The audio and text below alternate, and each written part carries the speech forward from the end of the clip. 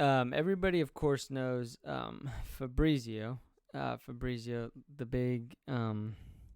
He breaks a lot of stories. He has a lot of information on the transfers of world top flight European football, and obviously some other stuff. But there was one guy that, in particular, that he really responded to that was a Brentford fan. Um, Hold on, sorry, let me see. That was like really, really a Brentford fan. And basically, the Brentford fan kind of called him out, was saying, like, oh, you tweet all these things about David Raya, like him potentially leaving. Are you getting paid for him? Or are you getting paid for these posts, basically? And Fabrizio really, really, really took offense to this. And he actually did end up, I think, responding, and I thought it was like the weirdest response, or I thought it was an odd response. How about that? I did throw something in there because I thought, like, bro thought he was cooking and he was not. Oh, here it is. Days since Fabrizio tweeted about David Raya, and he really, really got upset. He's like, hello, my friend. Instead of running this funny campaign with no face name on this account, why don't you show your face, and go report this? It's illegal to get money for these things, so show your face, say who you are, and report it. Let's investigate on that, no? I thought it was weird, if I'm being super honest. I said, what the fuck is this? He's not kicking shit. Because I thought, like, again, I'm just me outside looking in. I was like, he doesn't need to respond to like a literal nobody just saying shit. The amount, either he only gets a wall of love, and he has been for a long time, Fabrizio. I think, and deservedly so, for breaking kind of transfers, or like, why is he paying attention to this like little account that had like nothing, and just threw something in the wind, and Fabrizio, for some reason, got real, real upset about it.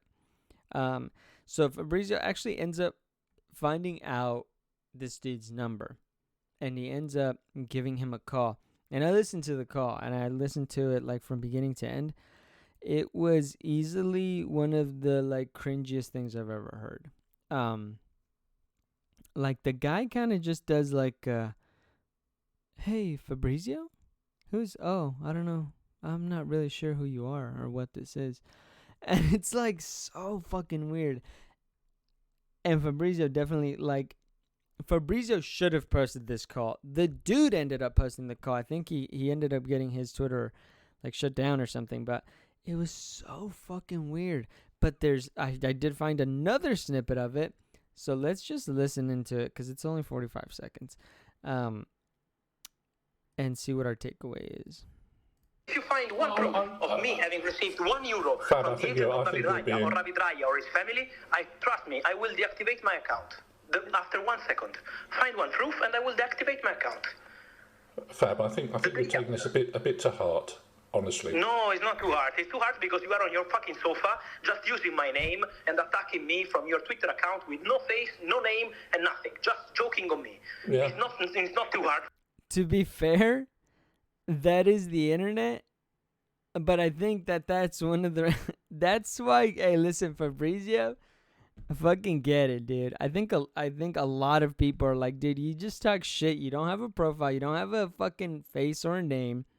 Like, either show yourself and say something, or shut the fuck up. And Fabrizio's just going at this dude, and the dude, again, I think he's like trying to play it off. But he doesn't come off sounding very good. For me, because I'm working and I don't like to go on Twitter and see the shit you're putting. Okay. So it could be too hard for you, not for me. I'm working and I don't want someone else to come in and joke on my news. You can joke about it. It's fine. It's humor. It's okay. But joke, not say that I'm getting money. Because I'm not getting any fucking money from the agents of any And I think that that's fair too, is that he's saying, like, you can kind of joke, you can say whatever, you can say that it's wrong or right, or I'm wrong or whatever. But don't say that that I'm on the take. And the only thing I'll say about this is he really, really took offense to that. And I'm not gonna say something because I don't want to get a call from Fabrizio. But he really, really, really took offense to that, and he does not want people spreading that narrative that he's potentially getting paid. Now, from what I've seen, there has been certain times where like he posts like Barcelona will have like, hey, Barcelona can't do X or Y, they're getting reprimanded, their finances are shit. And then Fabrizio has a story about how John Laporta is doing phenomenal and it's going great. Again, does that mean he's on the take? I wouldn't say that. Because obviously I don't have any reporting on that. But I think that there has been instances where I was like, that's kind of weird. Again, people don't need to necessarily trade in. Like Fabrizio can use his platform and use that to get more inside information if he does certain stories. Like I've seen that in terms of it was alleged with there's a football insider in America that was accused of doing that as well. That they just basically put PR for, I think it was the Vikings.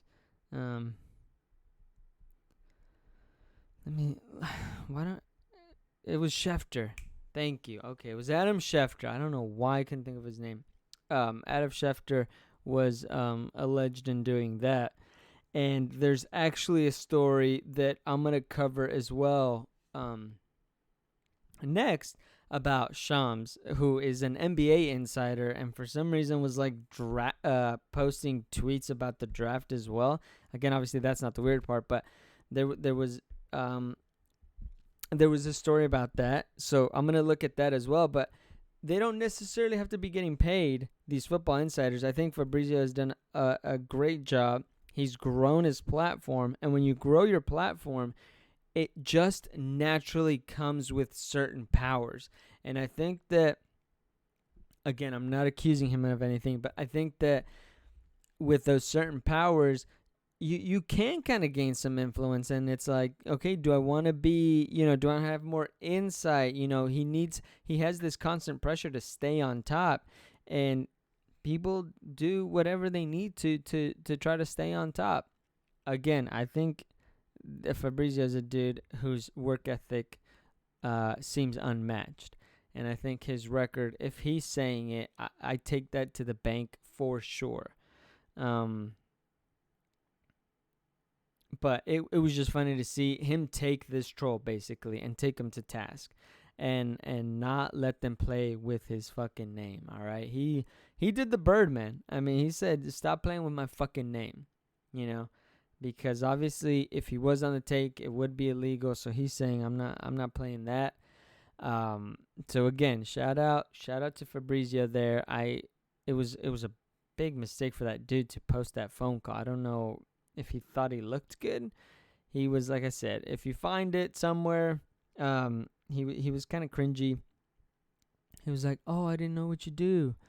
Oh, it was just a joke or whatever," as he's like getting berated by Fabrizio. So, if you find it, obviously I'll try to find it as well and maybe put a link to it. But it seems like it's getting deleted everywhere. So if you find it, it's worth a listen for a bit. It's like 9 minutes long, so it is really long. But yeah, go do that.